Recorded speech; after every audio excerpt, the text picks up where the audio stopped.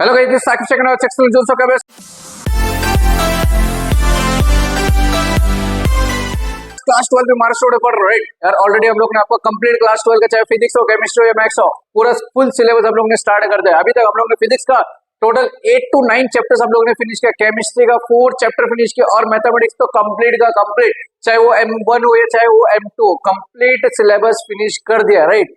तो इससे पहले के जितने भी लेक्चर, जितने भी चैप्टर्स आपने नहीं देखा, उसका लिंक आपको डिस्क्रिप्शन या में मिल जाएगा, जाके देख सकते हो, राइट। तो यार लास्ट लेक्चर में हम लोग ने एकदम प्यारा सा चैप्टर आपका जिसका नाम है क्लास 12 फिजिक्स का 6 chapter super position of waves, right. इसका आप लोग ने 30% फिनिश कर दिया था। तो इसका जो लास्ट वाला जो लेक्चर है ना, अगर अभी तक आपने नहीं देखा तो उसका लिंक आपको डिस्क्रिप्शन या आई बटन में मिल जाएगा, जाके आप देख सकते हो। उससे पहले चैनल पर नहीं हो तो चैनल को सब्सक्राइब करके उसके बेल आइकन को प्रेस करो, ताकि जब भी हम लोग वीडियो अपलोड करें आप तक नोटिफिकेशन पहुंच जाए। और जितना हो सके इस वीडियो को क्या करना है, अपने फ्रेंड्स को कर देना है शेयर। इंस्टाग्राम पे फॉलो नहीं किया तो लिंक डिस्क्रिप्शन में मिल जाएगा, जाके फॉलो कर सकते हो फॉर मोर अपडेट, राइट। तो चलो यार बिना किसी टाइम पास के करते हैं हम लोग सुपरपोजिशन ऑफ वेव्स स्टार्ट करते हैं, राइट। चलो तो इसमें यार जो एक डेरिवेशन है एकदम प्यारा सा, क्या बोलता है, equation of stationary wave on a stretch string. तो इक्वेशन हमारा क्या बोलता है, देखो derivation, equation of stationary wave on a stretch string. तो इसको आप मार्क कर दो एज अ आईएमपी, राइट। तो एग्जाम में आए तो 3 मार्क्स आएगा। तो सबसे पहले देखो अभी यहाँ पे करेंगे क्या, तो consider two simple harmonic progressive wave of equal amplitude. यहाँ पर 2 सिंपल हार्मोनिक प्रोग्रेसिव वेव हम लोग कंसीडर करेंगे, जिसका एम्पलीट्यूड और वेवलेंथ क्या होगा, सेम होगा। क्लियर है। तो देखो अभी यहाँ पे एक चीज है, एक तो एक्स एक्सिस होगा, दूसरा एक वाई एक्सिस होगा। तो यहाँ पर जो दोनों हम लोग लेंगे, क्या लेंगे, इक्वेशन जो कंसीडर करेंगे वो क्या होगा, हम सिर्फ एक्स एक्सिस के अलोंग ही कंसीडर करेंगे। फॉर एग्जाम्पल हम लोग क्या करेंगे, equation of wave travelling along x axis in positive direction. अभी देखो जैसा नॉर्मल है, एक एक्स एक्सिस होता है एक पॉजिटिव डायरेक्शन और एक नेगेटिव डायरेक्शन। तो अगर पॉजिटिव डायरेक्शन के लिए फाइंड आउट कर रहे हो तो उस टाइम पे तो इक्वेशन क्या आएगा, y equal to a sin 2 pi nt minus x upon lambda. यहाँ पे फर्स्ट वाला है तो यहाँ पे मैंने y1 ले लिया। अभी अगर suppose the equation of travelling along x axis in negative direction, अगर एक्स के नेगेटिव डायरेक्शन में ट्रैवल कर रहा है तो उस टाइम पे अगर वेव एक्स एक्सिस के नेगेटिव डायरेक्शन में ट्रैवल कर रहा है तो उस टाइम पे इक्वेशन क्या होगा, y equal to a sin 2 pi nt plus x upon lambda. अभी यहाँ पे एक चीज ऑब्जर्व करो, ऑब्जर्व क्या करना है, दोनों इक्वेशन को गौर से क्लियरली ऑब्जर्व करो। तो दोनों इक्वेशन में सिर्फ एक ही डिफरेंस है, क्या डिफरेंस है, अगर पॉजिटिव एक्स एक्सिस के अलग में मेरा वेव ट्रैवल करता है तो तुमको यहाँ पे साइन लेना है नेगेटिव, कहाँ पे, anti minus x upon lambda लेना है। अगर वही वेव एक्स एक्सिस के नेगेटिव डायरेक्शन में अगर ट्रैवल कर रहा है तो यहाँ पे साइन लेना है तुमको पॉजिटिव, बस इतना याद रखना और कुछ नहीं। क्लियर है। चलो अभी देखो अगर कोई भी दो वेव इंटरफेयर कर रहा है तो उसका डिस्प्लेसमेंट क्या होता है। तो हम लोग ने सुपरपोजिशन ऑफ वेव्स में पढ़ा है कि जो टोटल डिस्प्लेसमेंट होता है वो क्या होता है सर, जो डिस्प्लेसमेंट है इंडिविजुअल पार्टिकल का, for example y1 plus y2। Clear, दोनों को हम लोग क्या कर देंगे, यहाँ पे ऐड कर देंगे। तो क्या होगा, देखो यहाँ पे लिख दो फ्रॉम 1 एंड 2, तो इक्वेशन 1 और 2। तो टोटल जो डिस्प्लेसमेंट होगा मेरा वो क्या होगा सर, a sin 2 pi, यहाँ पे देखो nt minus x upon lambda.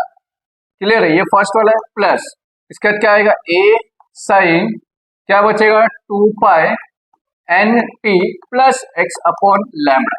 Clear है, इसको मैंने क्या कर दिया, ऐड कर दिया। किसी को डाउट है यहाँ तक, जल्दी जल्दी आप क्या कर दो, सबसे पहले तो इसका आप ले लो स्क्रीनशॉट। क्लियर है, जल्दी जल्दी आप क्या कर दो, इसका स्क्रीनशॉट ले लो। चलो देखो क्या किया हम लोग ने, सबसे पहली बात क्या बोला, equation of stationary wave on a stretch string. तो हम लोगों ने 2 इक्वेशन कंसीडर किया। एक तो पहला हम लोग ने एक्स एक्सिस के पॉजिटिव डायरेक्शन में किया, तो इक्वेशन क्या था, y equal to a sin 2 pi nt minus x upon lambda. अगर पॉजिटिव डायरेक्शन कौन सा बोला, देखो पॉजिटिव डायरेक्शन है तो साइन यहाँ पे नेगेटिव आएगा, अगर नेगेटिव डायरेक्शन है तो साइन यहाँ पे पॉजिटिव आएगा, सिंपल। अभी हम लोगों ने लास्ट लेक्चर में पढ़ा है कि सुपरपोजिशन ऑफ वेव्स में क्या होता है, जब भी कोई भी 2 वेव इंटरफेयर करता है तो उसका जो टोटल डिस्प्लेसमेंट है वो क्या होगा, जो इंडिविजुअल वेव है उसका डिस्प्लेसमेंट को हम लोग क्या करेंगे, ऐड करेंगे। क्लियर है।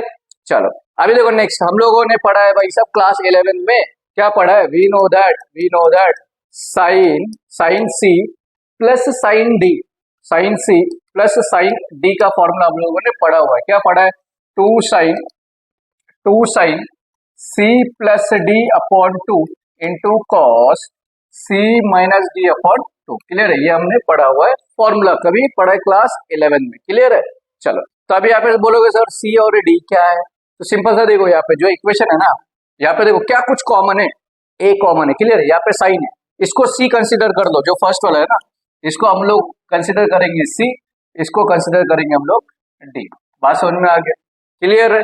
तो 2 sine C plus D into cos C minus D, clear है। चलो इसमें फॉर्मूले में हम लोग अप्लाई कर देंगे, तो देखो क्या हो जाएगा यहाँ पे, तो कुछ ऐसा होगा y इक्वल टू ए जो है वो क्या है, कांस्टेंट, मतलब कॉमन है, उसको बाहर निकाल दिया हम लोग ने, तो फॉर्मूला क्या है, 2 साइन सी, यहाँ पे सी क्या है मेरा, देखो सी जो है ये सी है पूरा, ये पूरा सी है, तो 2 पाए, देख लो यहाँ पे मैं लिख रहा हूँ 2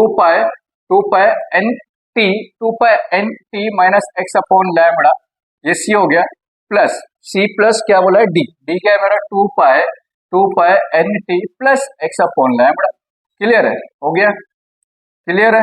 ये आगे देखो y इक्वल टू ए, ये तो साइड में 2 sine C plus D into cos C minus D, तो सी क्या है 2 pi N T minus x upon lambda cos C minus D, 2 pi N T minus x upon lambda, clear है। एक minute देख लो यहाँ पे x upon lambda, लेकिन ये पॉजिटिव हो जाएगा, क्लियर है। अभी देखो जस्ट अभी करेंगे क्या, हम लोग क्या करेंगे डायरेक्ट, अभी यहाँ पे क्या करना है, सॉल्व करना, देखो क्या कुछ कैंसिल हो रहा है यहाँ पे, तो y इक्वल टू ए तो एज इट इज आएगा, देखो 2 साइन तो एज इट इज आएगा, अब ये जो 2 पाई है ना, दोनों के साथ क्या हो जाएगा, मल्टीप्लाई हो जाएगा, दोनों क्या हो जाएगा, यहाँ पे अंदर की तरफ क्या करेंगे हम लोग, मल्टीप्लाई कर देंगे, तो क्या हो जाएगा, देखो यहाँ पे मैं सॉल्व कर रहा हूँ, 2 pi into N T, 2 pi n T minus 2 pi x upon lambda plus क्या हो जाएगा 2 pi n t plus 2 pi x upon lambda, clear है। चलो into cos 2 pi n T minus 2 pi x upon lambda, clear है। अभी देखो ये minus जो है अंदर जाएगा, तो क्या देगा, minus 2 pi n T minus 2 pi x upon lambda, तो देखो अभी कुछ कैंसिल हो रहा है, क्या कैंसिल हो रहा है देख लो यहाँ पे क्या कैंसिल हो रहा है, देखो ये नेगेटिव है ये पॉजिटिव कैंसिल हो गया, यहाँ पे क्या हो रहा है, देखो ये पॉजिटिव ये नेगेटिव कैंसिल हो गया, तो बचा क्या, तो y equal to a 2 sine 2 pi plus 2 pi मतलब 4 पाई एन टी, क्लियर है, 2 पाई प्लस 2 पाई क्या हो जाएगा 4 पाई एन टी अपॉन में 2 भी है, sorry 2 sine C plus D upon 2 into cos C plus D upon 2, तो अपॉन में 2 भी आप लिख दो, क्लियर है, यहाँ पे अपॉन में 2 भी लिख देना है, तो क्या हो जाएगा 4 पाई एन टी अपॉन 2, ये हो गया इंटू कॉस अंदर क्या बचेगा माइनस 4 पाई एक्स अपॉन लैम्बडा अपॉन में 2, क्लियर है, कुछ डाउट है भाई, समझ में आ गया, मतलब इसको 2 लैम्बडा भी आप लिख सकते हो, कैसा देखो यहाँ पे 2 लैम्बडा लिख सकते हो।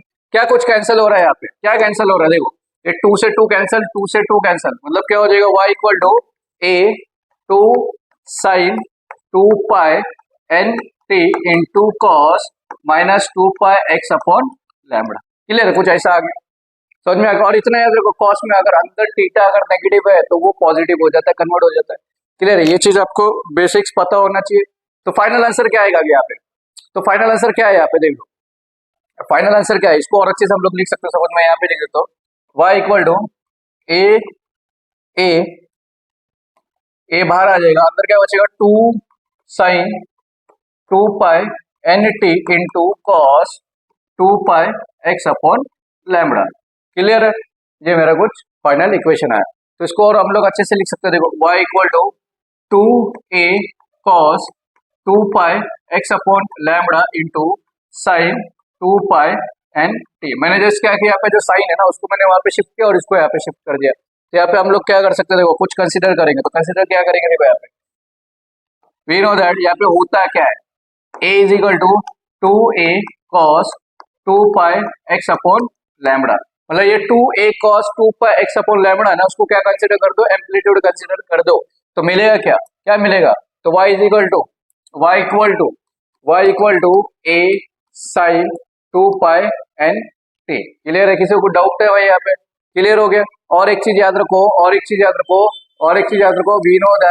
We know that omega is equal to 2 pi n होता है, तो फाइनल आंसर क्या आएगा, y equal to a sine omega t, तो ये मेरा फाइनल आंसर, क्लियर है, समझ में आ गया। देखो क्या किया हम लोगों ने, तो स्टार्ट से देख लो, सबसे पहले यहाँ पे देयर आर 2 इक्वेशंस, कौन सा इक्वेशन है? सबसे पहले हम लोगों ने वेव का इक्वेशन कंसीडर किया पॉजिटिव एक्स एक्सिस के डायरेक्शन में, यहाँ पे सिर्फ नेगेटिव आएगा, और नेगेटिव एक्सिस नेगेटिव डायरेक्शन में अगर लोग एक्स एक्सिस के तो यहाँ पे पॉजिटिव आएगा। अभी हम लोगों ने पढ़ा है कभी भी सुपरपोजिशन ऑफ वेव्स में क्या होता है, कोई भी दो वेव अगर इंटरफेयर कर रहा है तो उसका टोटल डिस्प्लेसमेंट क्या होगा, जो इंडिविजुअल पार्टिकल का जो डिस्प्लेसमेंट उसको ऐड कर देंगे। तो ऐड किया, यहाँ पे क्या यूज करना, साइन सी प्लस डी का। पहले तो आप इसका ले लो स्क्रीनशॉट, जल्दी ले लो, इसका स्क्रीनशॉट ले लिया। चलो अभी देखो, सबसे पहले क्या करना, इसके बाद करोगे क्या, साइन सी प्लस डी का फॉर्मूला यूज करना है, यूज करोगे, जो कैंसिल हो रहा कैंसिल होगा। सिर्फ एक चीज याद रखना है, यहाँ पे जो कॉस है ना उसको पहले लिखो, साइन को बाद में लिखो, क्लियर है। और इसको कंसीडर कर दो एम्पलीट्यूड का वैल्यू, तो फाइनल आंसर क्या आएगा, ए sign 2 pi N, 2 pi N क्या होता है हमारा ओमेगा, तो फाइनल क्या आएगा, ए साइन ओमेगा टी, क्लियर है। इसका भी आप ले लो स्क्रीनशॉट जल्दी से, फास्ट जल्दी लेके आकर ना अपने फ्रेंड्स के साथ कर देना है शेयर। चलो अभी जो लास्ट वाला है फाइनल आंसर, तो फाइनल आंसर देख लो, देख लिया फाइनल आंसर, क्लियर है। चलो तो अभी ये जो स्टेशनरी वेव है ना उसका डेफिनेशन क्या होगा, सो जो स्टेशनरी वेव है उसका डेफिनेशन देख लेंगे हम लोग। देखो डेफिनेशन क्या बोलता है आपको, एक मिनट, तो डेफिनेशन क्या है, when two identical wave travelling along the same path in opposite directions interfere with each other resultant wave is called stationary wave. क्या बोलता है, when two identical wave travelling along, जब भी दो कोई आइडेंटिकल वेव ट्रैवल कर रहा है सेम पाथ में, बट उसका जो डायरेक्शन है ना वो क्या होगा, अपोजिट होगा, तो जो रिजल्टेंट वेव आएगा ना, जो रिजल्टेंट वेव आएगा, जो रिजल्टेंट वेव तुमको मिलेगा वही होगा उसका, उसी चीज को हम लोग क्या बोलेंगे, स्टेशनरी वेव। तो वापस देख लो क्या है, when two identical wave travelling along the same path in opposite directions interfere with each other, तो क्या होगा, जब भी कोई भी दो आइडेंटिकल वेव ट्रैवल करता है सेम पाथ में, बट उसका डायरेक्शन क्या होगा, अपोजिट होगा, और एक दूसरे पे क्या कर रहा है, इंटरफेयर कर रहा है दोनों, तो जो न्यू वाला जो वेव आएगा ना, जो न्यू वेव आएगा उसको हम लोग क्या बोलेंगे, स्टेशनरी वेव बोलेंगे। समझ में आ गया, क्लियर है। Like Jethalal plus Babita ji equal to Tappu, तो वही जो न्यू आया ना, जो दो न्यू आया मतलब दो जन मिल गए, यहाँ पे देखो, जब भी दो आइडेंटिकल वेव सेम पाथ में ट्रैवल करता है अपोजिट डायरेक्शन में और इंटरफेयर कर रहा है एक दूसरे से, तो जो न्यू वेव बनेगा, वो जो न्यू वेव है ना उसी चीज को बोलेंगे हम लोग स्टेशनरी वेव, सिंपल। चलो आप इसका भी ले लो स्क्रीनशॉट, राइट। ये जो है डेफिनेशन, स्टेशनरी वेव अगर आया तो स्टेशनरी वेव का जो है डेफिनेशन लिखना है और उसके बाद ये सॉल्व करना है, क्लियर है।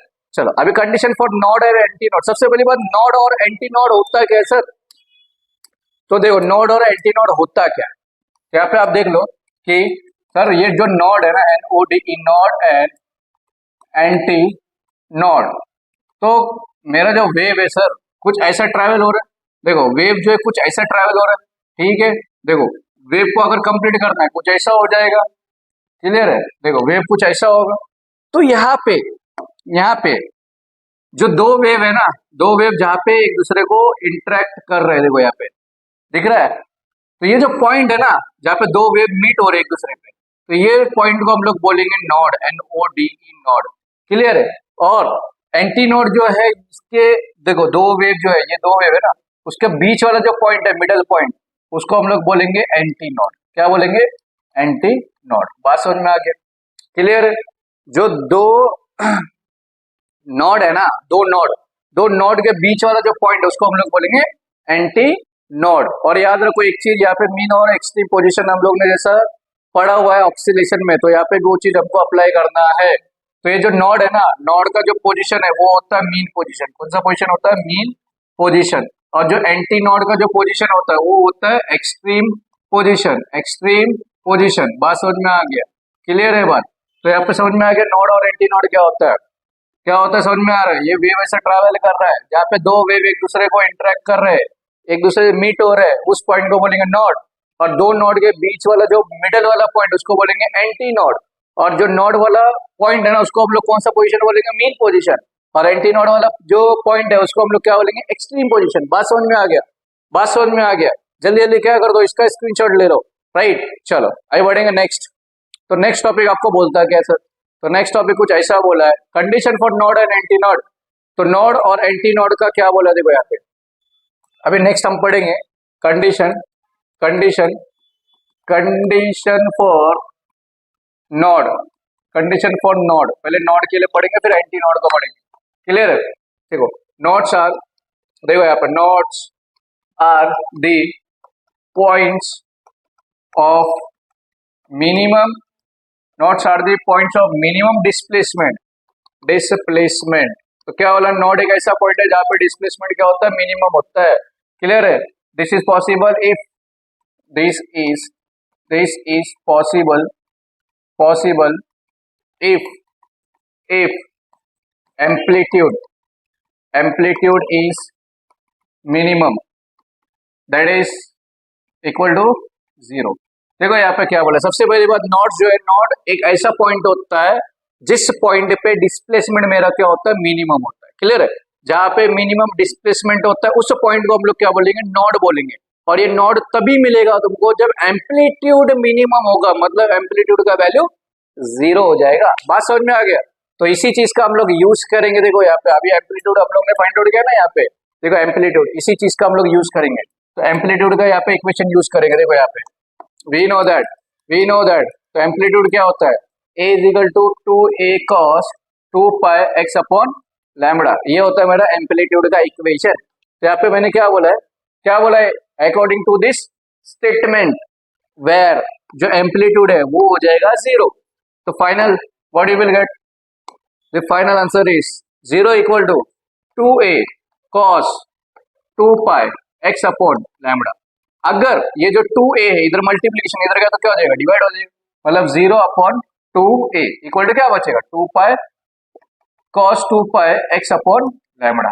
क्लियर है? तो फाइनली होगा क्या होगा, cos 2 pi x upon lambda equal to 0। अगर cos को मैं उधर भेज दूं तो क्या मिलेगा मुझे, 2 pi x upon lambda equal to cos inverse 0। और cos इनवर्स 0 या cos 0 यार कितने डिग्री का वैल्यू होता है, cos 0 कितने डिग्री पे होता है, 90 डिग्री पे। क्या पे लिखो, we know that cos inverse 0 equal to 90 degree. Clear है? 90 डिग्री, वेर 90 डिग्री को हम लोग रिप्रेजेंट कर सकते हैं सर पाई बाय 2 से। फाइनल आंसर क्या आएगा, therefore 2 pi x upon lambda equal to pi by 2। बात समझ में आ गया? क्लियर है? Pi by 2। तो इससे क्या पता चला, यहाँ पे जो नोड होगा ना वो मिनिमम पोजीशन होगा, और वहां पे ये जो 2 पाई x अपॉन लैम्बडा वो इक्वल टू होगा 90 डिग्री, मतलब 90 के टेबल्स आएगा, 90 270। क्लियर है? वैसा। तो देयरफॉर यहाँ पे क्या टेबल लिख सकते हो तुम लोग, पाई by 2 3 pi by 2 dot dot dot ऐसे करके आगे तक जाएगा। क्लियर है?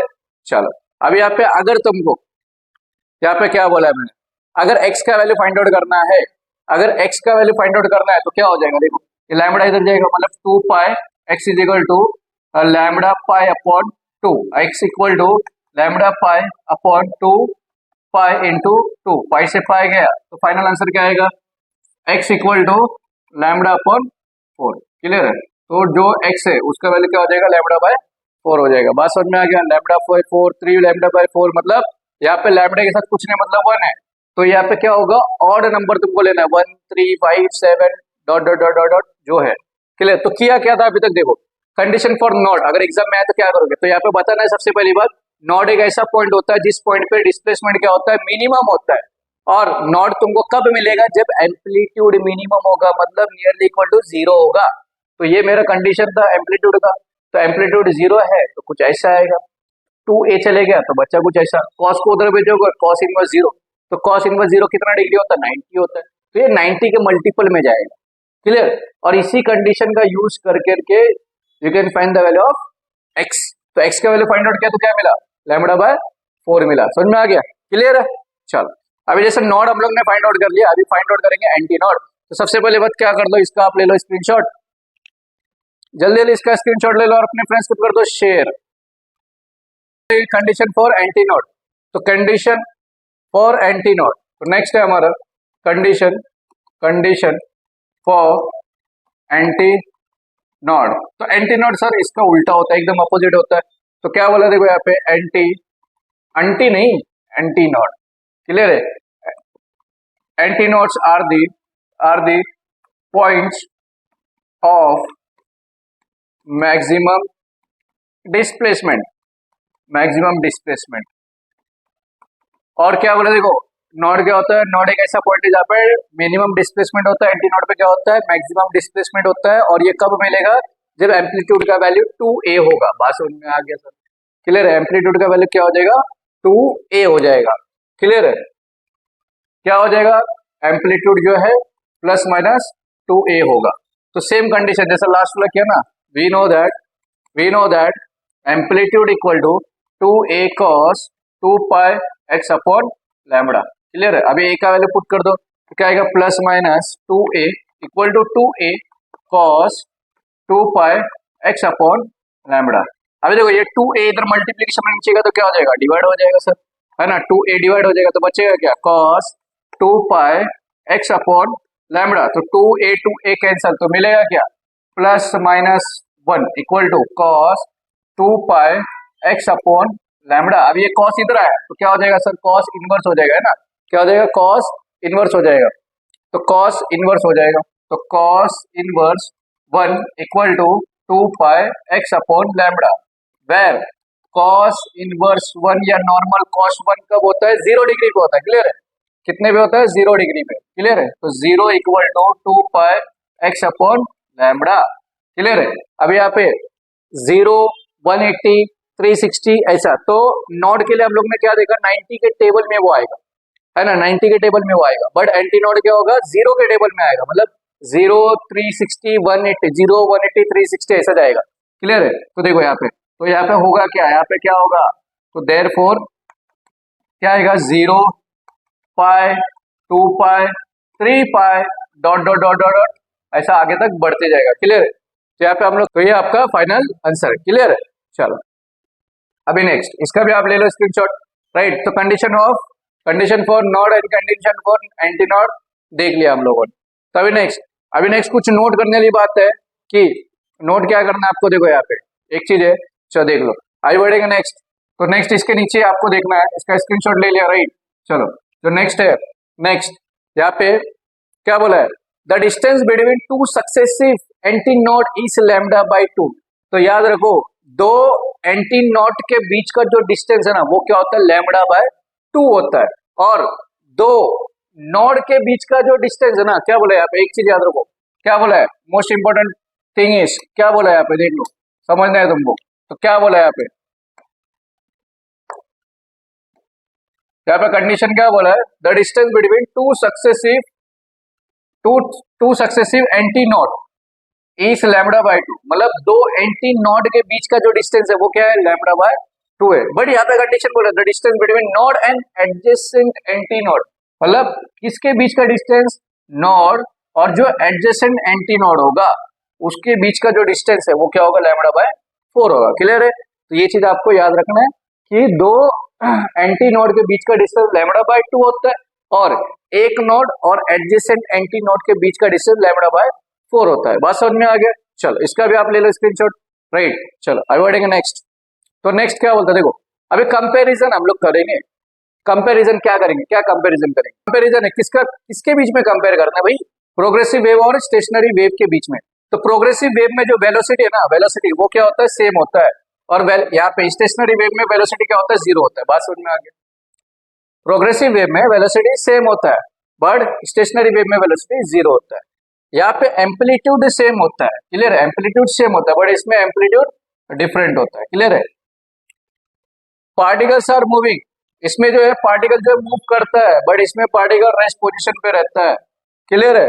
एनर्जी इसमें ट्रांसफर होता है, इसमें एनर्जी ट्रांसफर नहीं होता है। क्लियर है? तो कंपैरिजन हम लोगों ने क्या देखा? तो प्रोग्रेसिव वेव में वेलोसिटी सेम होता है बट स्टेशनरी वेव में वेलोसिटी 0 होता है। नेक्स्ट क्या देखा? एम्पलीट्यूड इसमें सेम होता है, इसमें एम्पलीट्यूड डिफरेंट होता है। इसमें पार्टिकल मूव करता है बट इसमें पार्टिकल रेस्ट पोजीशन पे रहता है, वो मूवमेंट नहीं करता है। इसमें एनर्जी ट्रांसफर होता है वेव में बट इसमें कोई भी एनर्जी ट्रांसफर नहीं होता है। तो जल्दी जल्दी आप ले लो इसका स्क्रीनशॉट, राइट? जल्दी जल्दी आप इसका स्क्रीनशॉट ले लो। चलो अभी नेक्स्ट क्या बोलता है? Free vibration. ठीक है भाई, तो फ्री वाइब्रेशन होता है क्या? फ्री वाइब्रेशन क्या होता है? Body moving with natural frequency it's always loses energy to surrounding because body is doing friction with environment. After some time body comes at rest because amplitude is decreasing the vibration also. क्या बोलता है? क्या बोला है? Definition क्या बोलता है देख लो। यहाँ पे होता है क्या फ्री वाइब्रेशन में? Body moving with natural frequency. तो यहाँ पे क्या होता है? जो बॉडी रहता है ना वो मूव करता है नेचुरल फ्रीक्वेंसी के साथ। क्लियर है? और ये हमेशा एनर्जी को क्या करेगा, लॉस करेगा सराउंडिंग के साथ। तो सबसे पहले हम लोग ने क्या देखा, इसमें जो है बॉडी मूवमेंट करेगा नेचुरल फ्रीक्वेंसी के साथ और अपना एनर्जी को लॉस करेगा सराउंडिंग के लिए। क्लियर है? क्यों ऐसा होता है? क्योंकि यहाँ पे जो है बॉडी जो है ना फ्रिक्शन परफॉर्म करता है। क्लियर है? यहाँ पे क्या कर रहा है, बॉडी जो है फ्रिक्शन परफॉर्म करता है एनवायरमेंट के साथ, और कुछ टाइम के बाद बॉडी जो है अपना रेस्ट पोजीशन पे आ जाता है, जिसकी वजह से एम्पलीट्यूड डिक्रीज हो जाता है और वाइब्रेशन भी डिक्रीज हो जाता है। क्लियर है? तो वापस देखो क्या बोला है, फ्री वाइब्रेशन होता है क्या, सिंपल लैंग्वेज में समझना है। सबसे पहली बात, जो बॉडी है वो नेचुरल फ्रीक्वेंसी के साथ मूव करता है और वो हमेशा अपना एनर्जी लॉस करता है सराउंडिंग के साथ। वो इसलिए क्योंकि बॉडी जो यहाँ पर फ्रिक्शन परफॉर्म करता है एनवायरमेंट के साथ, और कुछ टाइम के बाद बॉडी जब रेस्ट पोजीशन पे आ जाता है, कुछ टाइम के बाद बॉडी रेस्ट पोजीशन पे आता है। क्यों रेस्ट पोजीशन पे आता है? क्योंकि एम्पलीट्यूड जो है डिक्रीज होता है और वाइब्रेशन भी डिक्रीज होता है। बात समझ में आ गया? फ्री वाइब्रेशन क्या होता है? क्लियर है? तो इसका भी आप क्या कर लो, स्क्रीनशॉट ले लो। राइट, चलो अभी बढ़ेंगे नेक्स्ट पे। तो नेक्स्ट क्या बोलता है, force vibration when body is moving और वाइब्रेटिंग विद एक्सटर्नल फोर्स। जब यहाँ पे फोर्स वाइब्रेशन मतलब क्या हो रहा है, जबरदस्ती किसी को भी क्या कर रहे, मूव करा रहे। व्हेन बॉडी इज मूविंग और वाइब्रेटिंग विद, जब अगर कोई भी बॉडी मूव या वाइब्रेट कर रहा है कोई एक्सटर्नल फोर्स की वजह से, किसकी वजह से, कोई भी एक्सटर्नल फोर्स की वजह से अगर कोई बॉडी मूव या वाइब्रेट करता है, it's period of movement frequency is different, और उसका जो फ्रीक्वेंसी होता है ना वो डिफरेंट होता है as compared to natural frequency से। क्लियर है? तो इतना याद रखना, फोर्स वाइब्रेशन क्या होता है, जब भी कोई बॉडी मूवमेंट करता है या वाइब्रेट करता है कोई भी एक्सटर्नल फोर्स की वजह से, तो उसी चीज को बोलेंगे ना फोर्स वाइब्रेशन। क्लियर? आप इसका भी ले लो स्क्रीनशॉट। राइट, जल्दी जल्दी आप इसका स्क्रीनशॉट ले लो। चलो अभी नेक्स्ट क्या बोलता है, हार्मोनिक और ओवरटोन्स। क्या बोलता है, देखो हार्मोनिक्स एंड ओवरटोन्स। तो the minimum frequency of wave eight which a loop of wave is created. तो क्या बोला, देखो the minimum frequency of wave, wave का मिनिमम फ्रीक्वेंसी पे, वेव के मिनिमम फ्रीक्वेंसी पे अगर एक लूप फॉर्म करता है, जो नॉर्मल वेव होगा, नॉर्मल वेव जो होगा, कोई भी वेव जब भी मिनिमम फ्रीक्वेंसी पे अगर वो लूप फॉर्म कर रहा है, ऐसे सर्कल के इसमें फॉर्म कर रहा है, तो उस चीज को हम लोग क्या बोलेंगे, फिर देखो we can say it as first harmonic, उसको हम लोग क्या बोलेंगे, फर्स्ट हार्मोनिक बोलेंगे। तो वापस देख लो एक बार, देखो क्या बोलता है, वापस देखो यहाँ पे क्या बोला है, क्या बोला है, वापस देखो क्या बोला है, देखो the minimum frequency of wave eight which a loop of wave is created. Minimum frequency पे, वेव का मिनिमम फ्रीक्वेंसी पे अगर एक लूप क्रिएट हो रहा है तो उसको हम लोग बोलेंगे फर्स्ट हार्मोनिक। बात समझ में आ गया? क्लियर है? फिर क्या है, integer multiple of fundamental frequency nothing but harmonic. जो यहाँ पे क्या है, देखो integer multiple of fundamental frequency is nothing but harmonic. Example देखो यहाँ पे दिया है, एग्जांपल 1 and 2n, मतलब ये देखो ये जो नंबर्स है ना, इंटीजर्स जो है, इसी चीज को हम लोग बोलेंगे हार्मोनिक। लाइक 1 है तो फर्स्ट हार्मोनिक, 2 है तो सेकंड हार्मोनिक, 3 है तो थर्ड हार्मोनिक, 4 है तो फोर्थ हार्मोनिक, 5 है तो फिफ्थ हार्मोनिक। ऐसा the first frequency is more than fundamental frequency. तभी क्या है, जो फर्स्ट फ्रीक्वेंसी होगा वो क्या होगा, ज्यादा होगा as compared to fundamental frequency, और उसी चीज को हम लोग बोलेंगे ओवरटोन्स। क्लियर? अगर फर्स्ट फ्रीक्वेंसी फंडामेंटल फ्रीक्वेंसी से ज्यादा रहेगा उसको हम लोग बोलेंगे ओवरटोन्स। अगर क्या बोला है, फर्स्ट पॉइंट देखो यहाँ पे क्या बोला है, अगर मिनिमम फ्रीक्वेंसी पे कोई भी वेव अगर लूप फॉर्म करता है तो उसको बोलेंगे फर्स्ट हार्मोनिक। क्लियर है? अगर फर्स्ट फ्रीक्वेंसी जो है वो ज्यादा है as compared to fundamental frequency से, तो उसको बोलेंगे ओवरटोन्स। बात समझ में आ गया? क्लियर है? चलो भाई इसका आप ले लो स्क्रीनशॉट, जल्दी जल्दी स्क्रीनशॉट ले लो। राइट, ले लिया स्क्रीनशॉट। चलो अभी देखो नेक्स्ट क्या होता है, एंड करेक्शन। तो एंड करेक्शन क्या होता है, for a pipe close at one and. तो यहाँ पे सपोज एक पाइप लिया और वो क्लोज है एक एंड से, एंड मतलब देखो यहाँ पे सपोज ऐसा पाइप लिया मैंने, देख लो इसको अच्छे से ड्रॉ कर देते, एक पाइप है, इसको मैंने क्या किया, एक पार्ट इसका मैंने क्लोज कर दिया, समझा, एक पार्ट ओपन है, समझ में आ रहा है कंडीशन, एक पार्ट मैंने यहाँ पे क्लोज कर दिया। The corrected length of air column L equal to, तो जो अभी यहाँ पे लेंथ अलग अलग रहेगा, लेकिन हमको यहाँ पे क्या करना है, करेक्शन करना है। अगर पहला कंडीशन क्या बोला है, अगर एक पाइप जो है एक एंड से क्या है क्लोज्ड है, तो उस टाइम पे जो करेक्टेड लेंथ होगा, जो हम लोग करेक्ट करेंगे, तो वो होगा क्या, length of air column in pipe. तो क्या है, एयर कॉलम का जो लेंथ है, पाइप का जो लेंथ है, plus and correction eight open and, मतलब टोटल क्या होगा, देखो जो टोटल लेंथ है एल इक्वल टू, अभी क्या करना, देखो ये जो पाइप है इसका लेंथ सपोज मैंने स्मॉल एल ले लिया, प्लस जो एंड करेक्शन हम लोग करेंगे उसको स्मॉल ई ले लिया, समझा, ये मेरा फाइनल आंसर, बस इतना याद रखना और कुछ।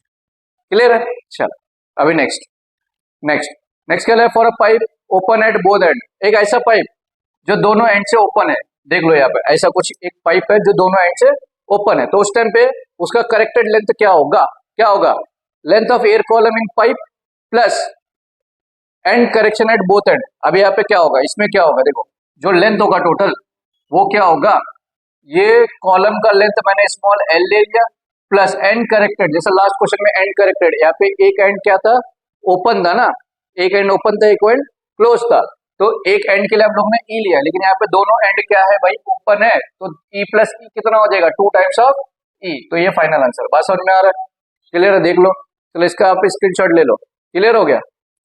टोटल लेंथ क्या होगा, जो ये कॉलम है पाइप जो है उसका लेंथ प्लस कितना एंड हम लोग ने करेक्ट किया, तो यहाँ पे एक ही किया ना, तो ई आएगा, ये जो सेकंड वाला था वो जो पाइप है वो दोनों एंड से क्या है, ओपन है, तो यहाँ पे ई प्लस ई कितना हो जाएगा, 2 ई हो जाएगा, right.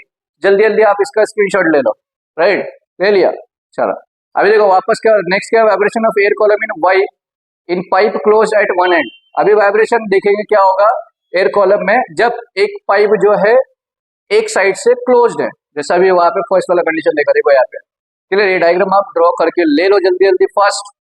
Consider a long cylinder tube close at one and length of air column is lambda by 4, clear है।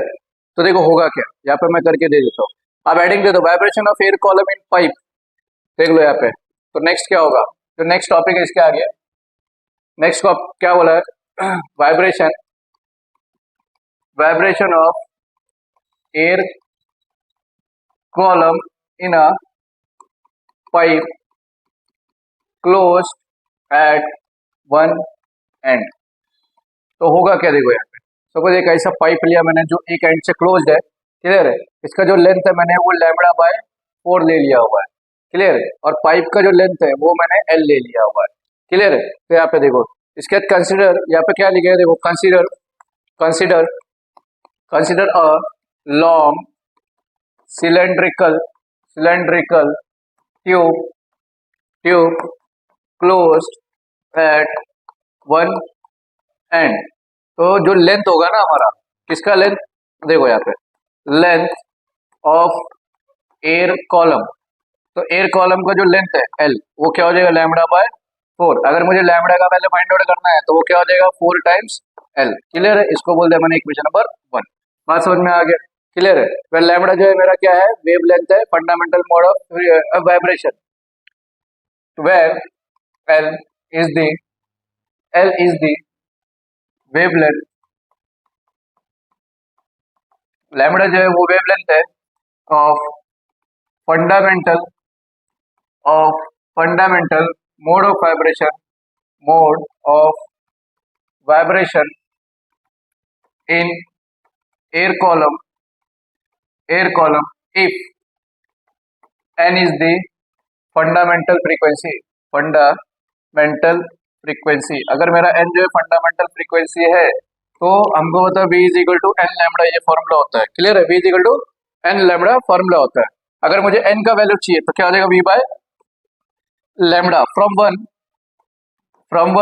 n equal to v upon lambda का वैल्यू मिला हुआ क्या है, 4 टाइम्स ऑफ l, तो ये मेरा फाइनल आंसर, बात समझ में आ गया, क्लियर है। तो यहाँ पे और एक चीज यहाँ पे जो L है ना वो क्या होगा, वी नो दैट जो कैपिटल L है वो क्या होगा, L प्लस ई, कैसा, जैसे लास्ट में हम लोग ने देखा ना कि अगर एक एंड से क्लोज्ड है तो उस टाइम पे जो करेक्टेड वैल्यू है वो क्या होगा, जो लेंथ है उसका प्लस जो एंड करेक्टेड हम लोग ने जो किया हुआ है, जो करेक्ट किया हुआ है, तो ई हो जाएगा। तो यहाँ पे क्या आएगा, therefore n equal to v upon 4 times of L plus E, तो ये मेरा फाइनल आंसर, क्लियर है। चलो the fundamental frequency is also known as first harmonic, तो ये जो फंडामेंटल फ्रीक्वेंसी है इसी चीज को हम लोग क्या बोलेंगे, फर्स्ट हार्मोनिक भी बोलेंगे। तो किया कुछ नहीं था, एकदम सिंपल सा था, यहाँ पे L जो लेंथ वो लैम्बडा बाय 4 है, क्लियर है। अगर मुझे लैम्बडा का वैल्यू चाहिए वेवलेंथ का, तो ये 4 उधर जाएगा, है ना। अभी नेक्स्ट यहाँ पे बोला लैम्बडा मेरा वेवलेंथ है और एन मेरा फंडामेंटल फ्रीक्वेंसी है, तो फॉर्मूला क्या होता है, v इज इक्वल टू, देख लो, v is equal to n lambda होता है। यहाँ पे वैल्यूज पुट करते जाओ, अगर एन का वैल्यू चाहिए लैम्बडा होते जाके डिवाइड हो जाएगा, तो लैम्बडा का वैल्यू मिल गया, एल की जगह पे क्या करना, करेक्टेड वैल्यू आपको सब्स्टिट्यूट कर देना। जल्दी आप इसका स्क्रीनशॉट ले लो, राइट। चलो अब इस नेक्स्ट सेकंड वाला, इसका स्क्रीनशॉट ले लो जल्दी, क्लियर है। चलो अभी सेकंड, तो इसमें सेकंड कंडीशन है, क्या बोला है, the next of vibration of air column close at one and, next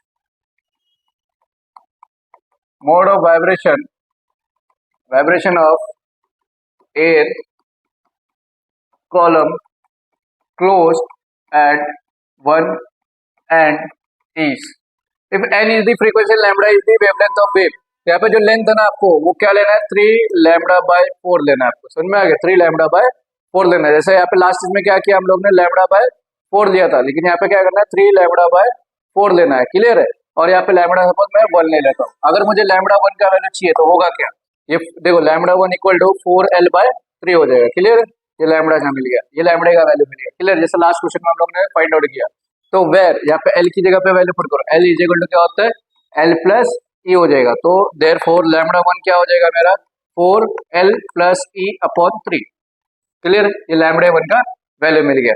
अब यहाँ पे जो वेलोसिटी होगा ना, the velocity in the second mode is, अभी हम लोग ने जस्ट देखा v इज इक्वल टू क्या होता है, एन लैम्बडा, तो 1 के लिए क्या करेंगे, 1 डाल देंगे, तो क्या हो जाएगा, n1 का वैल्यू चाहिए मुझे, अगर यहाँ पे n1 का वैल्यू चाहिए तो क्या होगा, n1 equal to v upon lambda 1, तो फ्रॉम वन इसको इक्वेशन नंबर 1 बोल, तो n1 equal to v upon क्या हो जाएगा, देखो लैम्बडा 1 का वैल्यू क्या है, 4/3 l प्लस e, अब ये 3 ऊपर जाएगा तो n1 का वैल्यू क्या आ जाएगा, n1 equal to 3v upon 4l plus e, clear है। तो ये मेरा फाइनल आंसर, क्लियर है सर, क्लियर हो गया।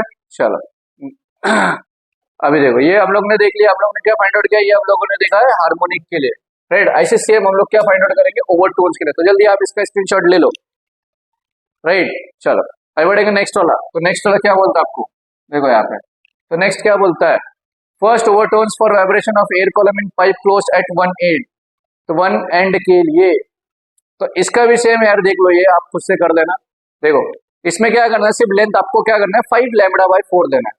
पहले में क्या लिया, लैम्बडा बाय 4 दिया, सेकंड में क्या लिया, 3 लैम्बडा बाय 4, नेक्स्ट इसमें क्या लेना है, 5 लैम्बडा बाय 4, मतलब 1 3 5 7 11, ऐसा मतलब ऑड नंबर्स लेते जाना। जो कैलकुलेशन है ना वो सेम है सबके लिए सेम है। चलो आगे बढ़ेंगे नेक्स्ट वाला, तो यहाँ पे कुछ लॉ है यार, 3 मार्क के लिए आता है, क्लियर है। ये जो है 3 मार्क के लिए आता है, क्या बोला है, law of vibrating string, clear है। इसको आप आईएमपी मार्क कर दो फॉर 3 मार्क्स। अभी देखो क्या है, the fundamental frequency of vibrating string under tension is, जो फंडामेंटल फ्रीक्वेंसी को हम लोग ने एन से रिप्रेजेंट किया, उसका फॉर्मूला क्या, 1/2l रूट में t बाय m, t मतलब टेंशन, m मतलब मास, क्लियर। तो एक एक लॉ देखेंगे, पहला क्या है, law of length, the fundamental frequency of vibration of string is inversely proportional to the length of vibrating string if tension and mass per unit length are constant. मतलब क्या हो रहा है, देखो अगर टेंशन और मास कांस्टेंट है तो उस टाइम पे जो फंडामेंटल फ्रीक्वेंसी होगा वो इनवर्सली प्रोपोर्शनल होगा, किसको इनवर्सली प्रोपोर्शनल होगा, जो वाइब्रेटिंग स्ट्रिंग का लेंथ है, समझ में आ गया, मतलब n is inversely proportional to l, clear है। तो सिंपल सा डेफिनेशन है, तो इसको लर्न कर देना एकदम प्यार से। देखो क्या है, जो भी फंडामेंटल फ्रीक्वेंसी होगा वो इनवर्सली प्रोपोर्शनल होगा स्ट्रिंग के लेंथ को, लेकिन कंडीशन क्या बोला यहाँ पे, अगर टेंशन और मास अपना कांस्टेंट है, क्लियर है फर्स्ट लॉ। चलो इसका स्क्रीनशॉट ले लो। चलो अभी नेक्स्ट क्या बोला, लॉ ऑफ टेंशन, वो वाला टेंशन नहीं, normal tension, the fundamental vibration of string is directly proportional to the square root of tension if vibrating length is constant. यहाँ पे कंडीशन क्या बोला, अगर मेरा लेंथ कांस्टेंट है सर, ये आपको टेक्स्ट बुक में भी मिल जाएगा, जाके आप देख सकते हो। तो जो फंडामेंटल फ्रीक्वेंसी मतलब n जो है वो डायरेक्टली प्रोपोर्शनल होगा स्क्वायर रूट, किसका स्क्वायर रूट लेना है, टेंशन का, क्लियर है। यहाँ पे कंडीशन बोल रहा है कि अगर लेंथ और मास जो है वो कांस्टेंट रहेगा, क्लियर है। चलो इसका भी आप स्क्रीनशॉट ले लो, राइट, टेक्स्ट बुक में भी आपको इसका डेफिनेशन मिल जाएगा, सिंपल। चलो law of linear density, the fundamental frequency of a vibration of string that is inversely proportional to the square root of mass per unit length, the tension and vibrating length of the string are constant, अगर tension और length अपना constant है तो उस time पे जो fundamental frequency मतलब N जो है वो इनवर्सली प्रोपोर्शनल होगा स्क्वायर रूट, किसका स्क्वायर रूट लेना आपको, मास पर यूनिट लेंथ। बात समझ में आ गया, क्लियर है। तो ये भी आपको डेफिनेशन टेक्स्ट बुक में मिल जाएगा। तो पहला देखो, पहला वाला क्या देखा हम लोग ने, फर्स्ट वाला लॉ क्या देखा, लॉ ऑफ लेंथ में क्या देखा कि अगर टेंशन और मास कांस्टेंट है तो उस टाइम पे जो फंडामेंटल फ्रीक्वेंसी है वो इनवर्सली प्रोपोर्शनल होगा स्ट्रिंग के लेंथ को। सेकंड क्या देखा हम लोगों ने लॉ ऑफ टेंशन में कि अगर लेंथ और मास कांस्टेंट है तो उस टाइम पे फंडामेंटल फ्रीक्वेंसी जो होगा वो डायरेक्टली प्रोपोर्शनल होगा स्क्वायर रूट ऑफ टेंशन। और थर्ड वाला लॉ ऑफ डेंसिटी में अगर टेंशन और लेंथ कांस्टेंट है तो उस टाइम पे जो फंडामेंटल फ्रीक्वेंसी है वो इनवर्सली प्रोपोर्शनल होगा square root of mass per unit length. बात समझ में आएगा, सिंपल, क्लियर है। हाँ, ये 3 मार्क के लिए आता है। इसके नीचे थोड़ा सा देखो, ये कैलकुलेशन आप देख लेना, ज्यादा कुछ है ना, इसको आप देख लो, क्लियर है। इसका भी आप स्क्रीनशॉट ले लो, ले लिया स्क्रीनशॉट, चलो अभी देखो स्क्रीनशॉट ले लिया, चलो इसका भी ले लो आप, आगे का स्क्रीनशॉट ले लिया, चलो अभी नेक्स्ट व्हाट इज बीट्स। अरे यार बीट्स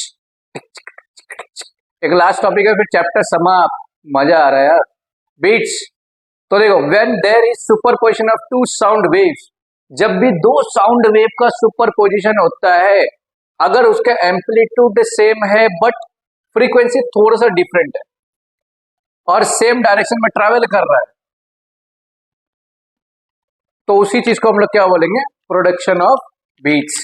प्रोडक्शन ऑफ बीट्स क्या बोला, देखो वापस से डेफिनेशन एकदम सिंपल सा, जब भी कोई भी दो साउंड वेव का सुपरपोजिशन हो रहा है, दो साउंड वेव का सुपरपोजिशन हो रहा है और उसका एम्पलीट्यूड सेम है बट फ्रीक्वेंसी थोड़ा सा डिफरेंट है और सेम डायरेक्शन में ट्रैवल कर रहा है, तो उस चीज को हम लोग बोलेंगे प्रोडक्शन ऑफ बीट्स, क्लियर है। चलो अभी इसका देखो एकदम प्यारा सा, इसका तो आप सबसे पहले डेफिनेशन का आप स्क्रीनशॉट ले लो, राइट ले लिया, चलो इसका एकदम प्यारा सा क्या है भाई, क्या है, डेरिवेशन है, मजा आएगा, फॉर 3 मार्क्स एग्जाम में आता है। चलो करेंगे अभी हम लोग। तो अभी क्या बोला, analytical analytical method for determining beat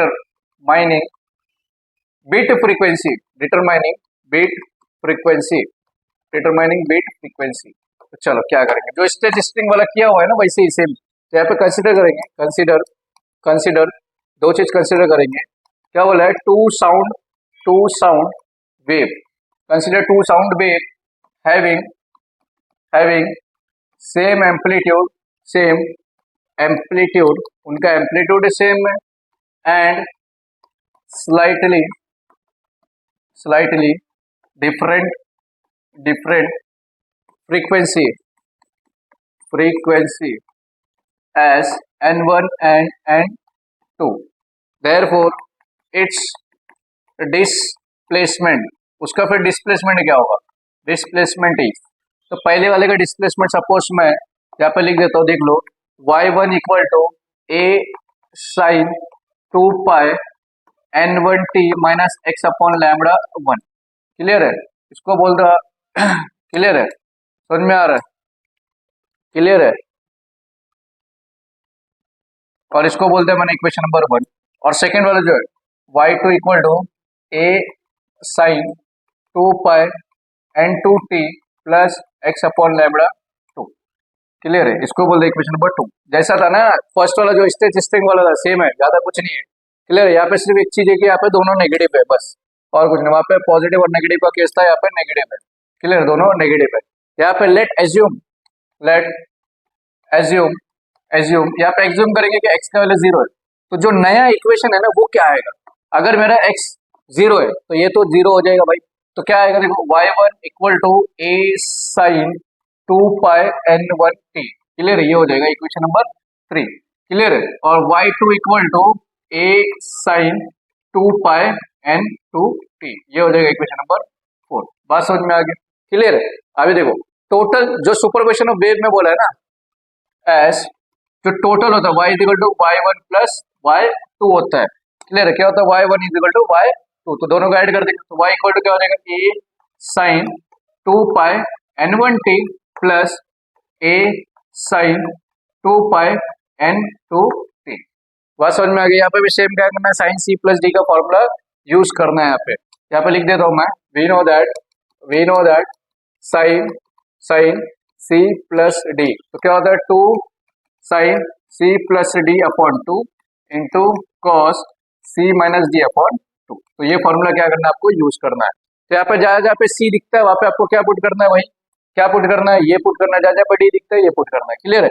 चलो देखो यहाँ पे सॉल्व करेंगे तो क्या हो जाएगा, y इक्वल टू यहाँ पे a जो है कॉमन है, a को बाहर निकाल दो तो अंदर क्या हो जाएगा, क्या हो जाएगा 2 साइन c क्या है 2 pi n1 t plus d क्या है 2 पाई n2 t अपॉन में 2 into cos 2 pi n1 t minus 2 पाई n2 t अपॉन में 2।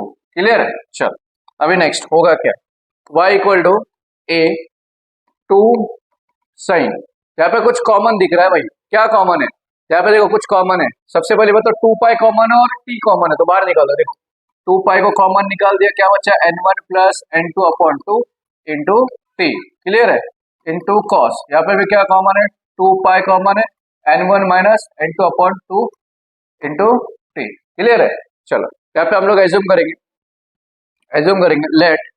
लेट यहाँ पे क्या एज्यूम करना है आपको, क्या एज्यूम करना है, देखो अच्छे से यहाँ पे a equal to 2a cos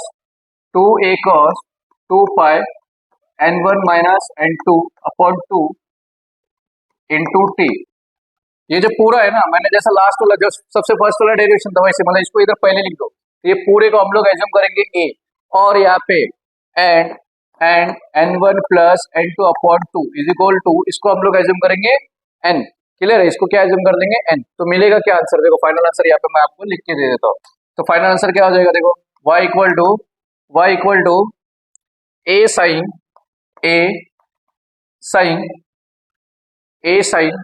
2 pi n t।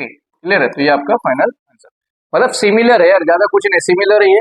सिर्फ यहाँ पे देखो प्रोडक्शन ऑफ बीट में क्या होता है, देखो दो यहाँ पे क्या किया आप लोगों ने, दो साउंड वेव लिया हुआ, यहाँ पे नेगेटिव साइन आएगा। स्टेशनरी स्ट्रेच स्ट्रिंग में क्या था, पॉजिटिव और नेगेटिव का किसी था, लेकिन यहाँ पे एक चीज याद रखना है, एक्स का वैल्यू 0 लेना है आपको। क्लियर है। तो कुछ ऐसा आएगा तो यहाँ पे क्या करना है, c प्लस डी का फॉर्मूला अप्लाई करना है और सॉल्व करना। राइट, आप दोनों का क्या कर लो, इसका स्क्रीनशॉट ले लो जल्दी जल्दी। राइट, ले लिया। चलो अभी सेकंड वाला पेज, तो सेकंड स्लाइड का भी आप स्क्रीनशॉट ले लो। राइट, तो यार इसी के साथ आप लोगों ने ये चैप्टर को कर दिया समाप्त, पूरा का पूरा कंप्लीट चैप्टर हो चुका है। कुछ पार्ट अगर रह गया रहेगा तो आप खुद से भी कर सकते हो। तो अभी तक हम लोग ने फिजिक्स में क्या क्या फिनिश किया है, chapter 1 rotational dynamics, chapter 2 mechanical properties of fluids, chapter 5 oscillation, chapter 6 superposition of waves, chapter 7 wave optics, chapter 8 electrostatics, chapter 9 current electricity, और क्या किया हम लोगों ने चैप्टर 13 कौन सा चैप्टर है हमारा, चैप्टर नंबर 13 एसी सर्किट, और चैप्टर 15 स्ट्रक्चर ऑफ एटम्स। ये सब चैप्टर्स अभी तक हम लोग ने फिनिश किया। जल्दी जल्दी के इससे पहले के लेक्चर अगर आपने अभी तक नहीं देखा है तो उसका लिंक आपको डिस्क्रिप्शन या आई बटन में मिल जाएगा, जाके आप दे सकते हो और अपने सो मिलते एक न्यू जोश, एक न्यू एक्टिवनेस, एक न्यू लेक्चर के साथ। तब तक आप पढ़ते रहो, इस वीडियो को कर दो share. So thanks for watching the video, have a good day, bye bye, see you next lecture. तो happy new year 2024 from excellent zone.